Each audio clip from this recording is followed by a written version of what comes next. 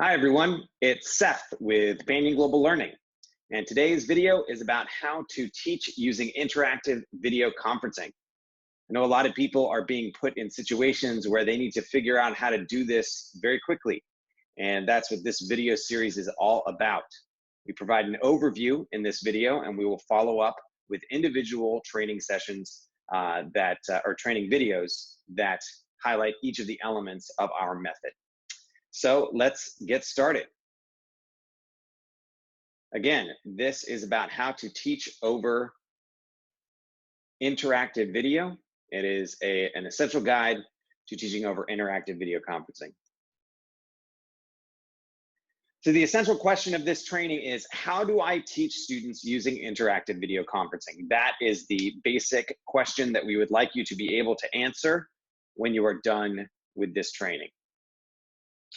A little background about IVC. Teaching over interactive video conferencing has the power to revolutionize learning in a changing educational landscape. We are seeing that not only now with the fairly unanticipated need for distance learning, but also in normal times when interactive video conferencing can really expand the walls of the classroom and redefine what it means to be in the classroom, connecting students to people and places that they would otherwise never have access to. It's a technology that is familiar to young learners, and it expands opportunities while also maintaining the intimacy of the experience, which is unlike other forms of distance learning that do not have the video component, the live video component. And once you use IVC in the classroom, you've entered the IVC ecosystem, and this is where so much is possible. For example, connecting with experts, worksite laboratory visits, student collaborations, specialized teachers, expanded audiences, and virtual field trips, to say nothing of being able to reach students during school closures. So here's a question I'd like you to consider. Maybe you could pause the video at this time in order to think about it. How have you used IVC, interactive video conferencing, Skype, whatever, in your personal and professional life? Just think about how you use it in your life. And now let's talk about the TITAC method. TITAC stands for Teacher, Interaction, Technology, Aesthetics, and Collaboration. These are the 5 elements that we will be discussing here today in the overview. So let's think about it again. What are some things that you do to engage your students? If you want to pause the video and think about this so that you can have that in your mind as you are moving forward. When we talk about being an engaging teacher over video conferencing, the first thing we talk about is bringing excitement and passion. Now, this is because you are a 2-dimensional presence in the student's classroom, or in this case, maybe in their home. Because you're a 2-dimensional presence, you have to bring something extra to the presentation. When people are standing in a room together, there is a social pressure for everyone to at least acknowledge each other with eye contact. Even when you're doing live video, if you are not actually in the room with them, they can lose their interest, they can lose their focus on you more quickly. So you really have to play up and bring excitement to whatever it is that you're teaching. Another part of being an engaging teacher is making sure that the pedagogy, lesson design, methods, and tools are sound. This means that just because it's teaching over video conferencing, it doesn't mean that you are forgetting everything that you know about what it means to be a good teacher. You still want to organize the lesson plan the way that you might, with some tweaks here and there. You still want to practice effective classroom management. You still want to prepare for the lesson in the same way that you would if you were teaching in person. Just because you're doing it online doesn't mean that these best practices will end. And then you really want to pay attention to word choice, pace of speech, and intonation to make sure that they are optimized for the medium.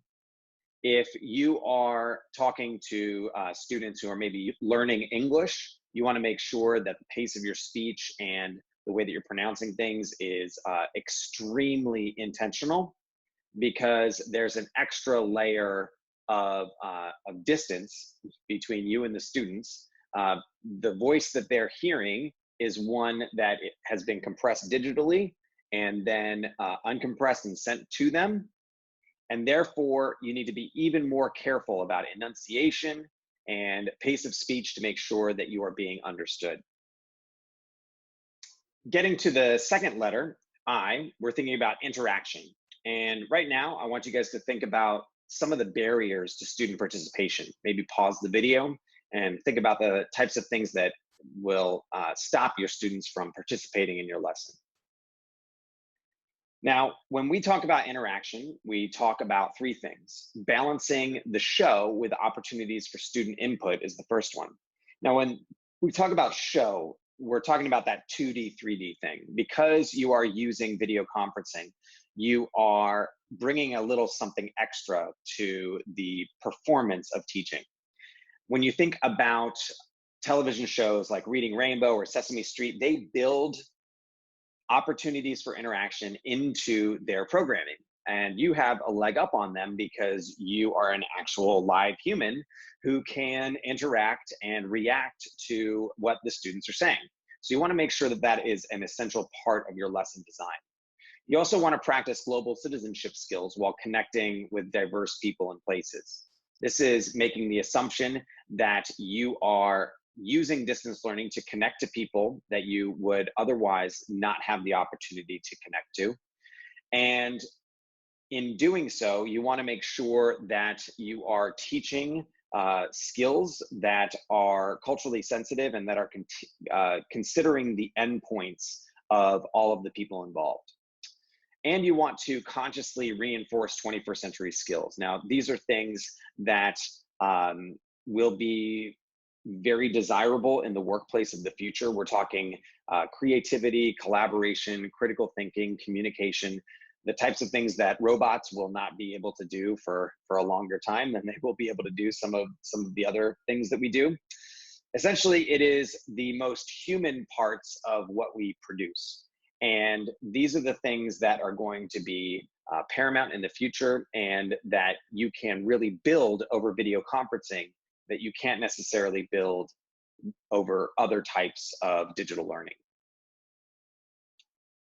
So now I'd like you to think about your use of technology in the classroom. What drives your use of technology? Is it somewhere toward the end of identifying a tool and then creating a lesson around it? Or do you create your lesson and identify the best tool for it? What do you do? Well, for TITAC, we make sure that the operation of the technology is internalized. That's the first thing. So any tech that you're bringing in to the video conferencing ecosystem, you want to make sure that you're not going to be struggling with it while you are using it. We also want to make sure that all stakeholders believe in the ability of technology to improve modern education. So it's kind of a philosophical buy-in. If you are someone who thinks that this technology is a burden to your lesson, to your classroom, then you are not going to use it as effectively as someone who understands that while it may have its limitations, there are some really wonderful ways that it can redefine education. And in one-to-one environments, this is when students have devices of their own. You want to make sure that the tools redefine student work. And you can look up SAMR, which is a guideline for how to include technology in the classroom to learn some more about that. The fourth element of TITAC is aesthetics. So right now I want you guys to think, what are some characteristics of good video? Obviously this broken Skype call here is not an example of good video. But what are some characteristics of good video? So with TITAC, we talk about four things under aesthetics. One is that the setting and people are camera ready. So you want to make sure that you are, well-groomed, wearing clothing that you want to see presented in the video. You want to make sure that your background is appropriate for the setting. So for me, I've got a couple of things in the background that I use when I teach elementary school, including this resource right here, which is some of our learning objectives. I could improve this background a little bit, and or a lot. What I think I'm going to do with it is probably add a green screen back here, because within Zoom, I have many options with a green screen, can put basically anything I want up there. But if you're teaching kindergarten, you might want to think about having bright colors and props at the ready, where you'd be able to make it a bright and lively affair. You also want to make sure that the video feed is well framed, well lit, has good acoustics and good use of color that I just talked about. Well framed, you want to get like the bust, right? You can talk about like the rule of thirds, right? So a third of the space is here, a third of the space is here on me, and a third of the space is here. You can also look at it as a third, a third, a third. So I'm like kind of breaking that a little bit right now with my head a little bit higher than it could be if it was right there in the middle, but I also wanted to get the full bust in here.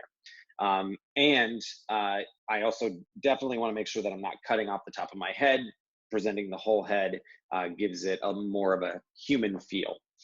In terms of lighting, I have a circle light that's right here behind my camera that's providing a lot of lighting for me. And you want to consider where the natural light is coming from, and just look at the screen and make sure that it's something that pops if someone is looking at it from the other end. In terms of acoustics, again, I could improve this space a little bit. It's slightly echoey.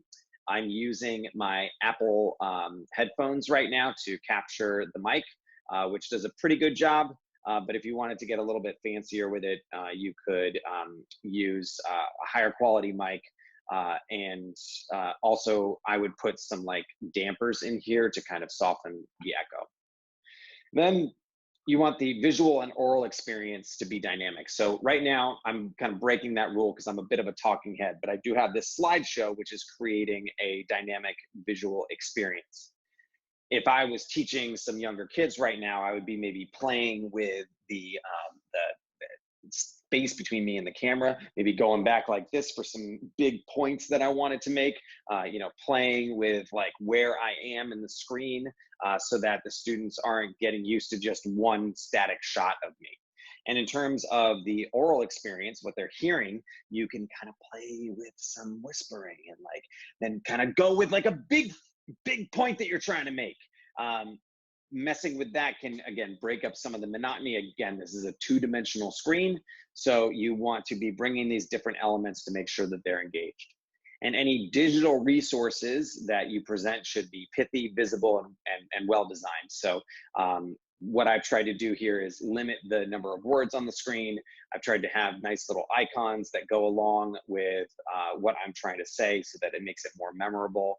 And I'm trying to use similar colors through all the slides to make it a consistent aesthetic experience. So the last element of TITAC is collaboration. Right now, I want you to think, what are some challenges in collaborating with other teachers? Maybe pause the video to think about that. With TITAC, we think about three things. First is that teacher roles and lesson plan and procedure are clearly established. This means that you should be discussing with other adults who are involved in the call what each person's role is, what the lesson plan is, and what the procedures will be. This includes other teachers that you might be collaborating with on the call. This also includes adults that will be in the room with your students. This could be other teachers who you're collaborating with, and it could be, if they're at home, a family member who's helping to facilitate the call. All the expectations need to be set ahead of time so that you're not wasting time during the learning experience to solve logistical problems. Another element of collaboration is the classroom teacher, the person who is in the room with the student, who needs to have sound individual behavior management. Unless you're able to establish a back channel between yourself and an individual student, you're going to want to make sure that there's an adult in the room who is able to handle individual behavior management and discipline so that you don't have to just disrupt the entire class to be able to get one student on track. The third thing is that teachers have an open back channel, teachers or other collaborators. This means that while you may have the main call where you and your collaborating teacher exist with your students, you want to have a separate way to speak with them, whether it be a second device or maybe over email, over WeChat, over Line, something like that, where you can communicate with them in a way that's not in front of the students. This allows you to solve those logistical problems that will come up at any given time without disrupting the flow of the lesson. These are some resources that we will make available in this slideshow. If you are interested in virtual field trips, these are all places that you can look. If you're interested in collaborations with other schools, these are all places you can look. And these are just some good blogs and boards, places that you can find more information about EdTech in general, and specifically some things that are relevant to video conferencing. And that is the video for today. We're going to follow up with a zoom in on each of those 5 parts of the TITAC method. And I hope that this was valuable for you. Please get back to me with any questions you might have. Otherwise, we'd love to follow up and do this in person. Happy teaching, everyone.